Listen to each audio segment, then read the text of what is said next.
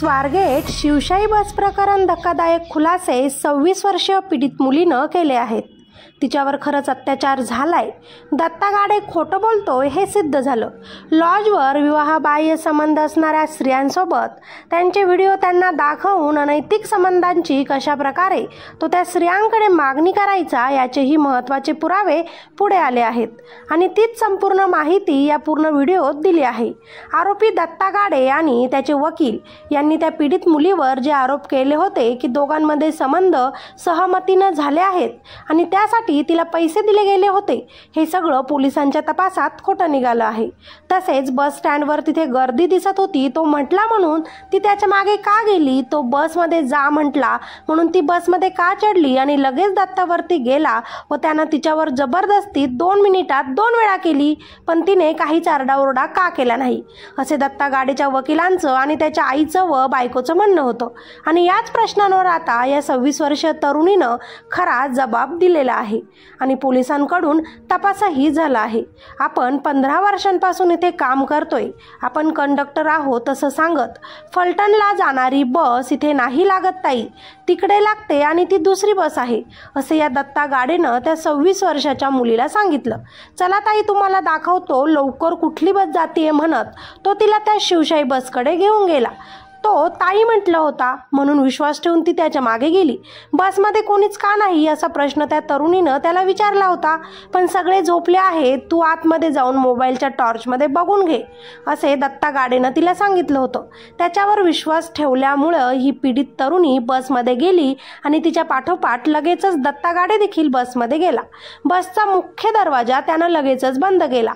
या 26 वर्ष मुलीनं बसमध्ये कोणीच नाही असं बघून घाईतच खाली उतरण्याचा प्रयत्न देखील केला, पण तेव्हा या नराधमाने तिला धक्का देत सीटवर ढकलून दिलं। ही 26 वर्षाची तरुणी खूप घाबरली, तिनं आरडायचा प्रयत्नही केलाच होता, पण या बसच्या काचा दरवाजा बंद असल्यामुळे तिचा आवाज बाहेर कुणालाही गेला नाही आणि या मुलीनं आरडाओरडा करू नये म्हणून या नराधम दत्ता गाडेनं तिचा गळा दाबला आणि तिला जीवे मारण्याची धमकीही दिली। आपल्यासोबत हे सगळं घडताना बघून ही मुलगी प्रचंड प्रमाणात घाबरली। आपल्याला जिवंत सोडावा यासाठी ती या नराधम गाडेकडे याचना करू लागली, मला मारू नको म्हणू लागली, रडू लागली। याचाच फायदा घेत या नराधमाने तिच्यावर अत्याचार केला। कुठल्याही परिस्थितीमध्ये या तरुणीला तिचा जीव वाचवायचा होता, त्यामुळे सुरुवातीलाच आरडाओरडा केल्यानंतर तिचा प्रतिकार कमी झाला, कारण तिला जगायचं होतं। मरण्याच्या भीतीमुळे ती शांत राहिली आणि त्याला म्हणाली, दादा तुला जे करायचं आहे ते कर, परंतु मला मारू नकोस, अशी विनंती ही मुलगी दत्ता गाडेकडे करू लागली आणि त्यामुळे त्याला अत्याचार करायला अजून सोपं झालं। ती शांत आहे म्हणून तिचा फायदा घेत त्यानं दुसऱ्यांदीही तिच्यावर अत्याचार केला। हे सगळं सत्य 26 वर्ष पीडित तरुणीनं पोलिसांना सांगितलं आहे, म्हणून नराधम दत्ता गाडे आणि त्याचे वकील यांचे दावे खोटे ठरणार आहेत। त्याला वाचवण्याचा प्रयत्न केला जातोय हे त्यावरून दिसत आहे। पोलिसांच्या तपासात दत्ता गाडेचा सगळी कुंडली आली आहे। त्याच्यावर अगोदर दाखल असलेल्या 7 गुन्ह्यांची माहिती देखील समोर आली आहे। त्याने या अगोदरही अत्याचार केल्याची माहिती दिली जात आहे। याआधीही त्यानं एका महिलेवर अत्याचार करण्याचा प्रयत्न केला होता, परंतु त्या महिलेनं घाबरूनच हे प्रकरण पुढे नेलं नव्हतं। त्या पीडित महिलेनं दत्तात्रय गाडे विरुद्ध फक्त चोरीची तक्रार दिली होती, अशी माहिती पोलीस तपासात आता समोर आली आहे। तसंच तो समलैंगिक संबंध ठेवायचा, तेही पैशासाठी, पण ससून रुग्णालयामध्ये लैंगिक चाचणी अहवाल पॉझिटिव्ह आल्याची माहिती सूत्रांकडून देण्यात आली आहे। तसेच दत्ता गाडे यानं पीडितेसोबत संबंध ठेवण्यासाठी 7,500 रुपये तिला दिले। तिच्यासोबत तिचा एजंट देखील होता। त्या दोघांमध्ये पैशांचा वाद झाला होता आणि त्यामुळे या मुलीनं दत्ता गाडेवर अत्याचाराचे आरोप केल्याचं गाडे आणि त्याच्या वकिलाने कोर्टात सांगितलं होतं। पण आता गाडेच्या वकिलांचा हाच दावा खोटा ठरवणारा भक्कम पुरावा पोलिसांच्या हाती लागला आहे। कुठलाही एक कामधंदा न करणारा गाडे याच्याकडे इतके पैसे कुठून आलेत याचा शोध घेण्यासाठी पोलिसांनी त्याचे बँक अकाउंट, डिजिटल सगळे व्यवहार आणि ऑनलाईन पेमेंट या सगळ्या गोष्टींची खोलवर चौकशी केली आहे। दत्तात्रय गाडे याच्या मोबाईलमधून कुणाकुणाला पैसे दिले गेले, अत्याचार झालेल्या तरुणीला पैसे ट्रान्सफर केले होते का, या सगळ्याच गोष्टींचा तपास पोलिसांनी केला।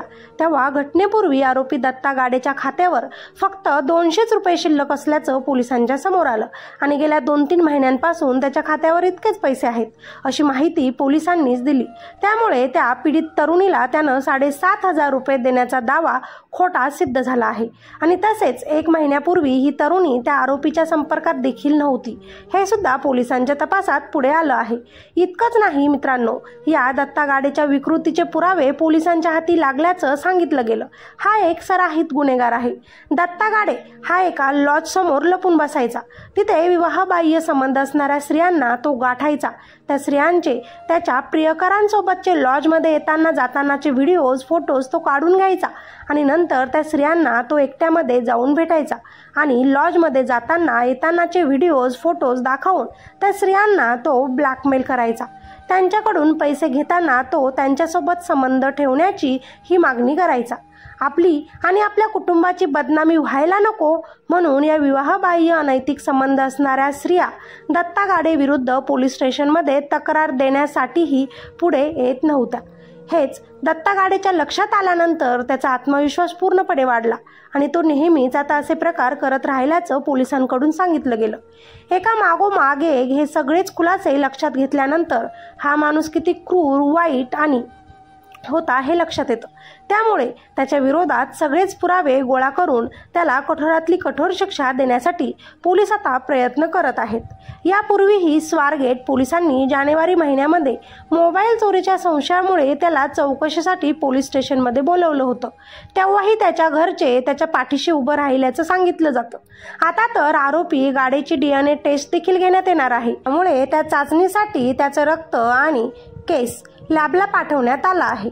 या दत्ता गाडे विरोधात पोलिसांना सगळे पुरावे मिळाले आहेत। बसची फॉरेन्सिक चाचणी करून या पोलिसांना पुरावे मिळाल्याचं सांगितलं गेलं, पण हे सगळं समजून दत्ताचे घरचे अजूनही बायको आणि त्याचे वकील त्याला वाचवण्याचा प्रयत्नच करत असल्याचं दिसून येते आणि म्हणूनच त्याच्या वकिलावर आणि बायको व घरच्यांवर जनतेकडून संताप व्यक्त केला जातोय। परंतु तो जरी त्यांचा मुलगा असला, जे बोलत आहे त्या स्त्रीचा तो नवरा असला म्हणून तो कितीही चुकीचा असला तरीही तो चांगलाच हे म्हणणं चुकीचं आहे। तो किती वाईट आहे, किती वाईट काम करत आहे हे त्या परिवारानं समजून घ्यायला हवं। ती मुलगी ही कुणाची तरी मुलगी होती, कुणाची बहीण होती, कुणाची होणारी बायको होती। त्यामुळे या माणसानं तिच्यासोबत जे काही केलं ते अतिशय लज्जास्पद आहे आणि स्वतःला वाचवण्यासाठी तिच्या चरित्रावर जे बोट उचलण्यात आलं ते याहूनही चुकीचं आहे। प्रत्येकाला स्वतःच्या जीवाची पर्वा असते। तुम्ही सगळे म्हणत आहे की इज्जत महत्त्वाची असते, परंतु त्या मुलीच्या कुटुंबाबद्दल आपल्याला माहिती नाही। जर तिने ओरडायचा प्रयत्न केला असता तर कदाचित कोलकात्याच्या डॉक्टर मोमितासारखीच तिची आज अवस्था असती आणि तिला तसं मरायचं नसेल।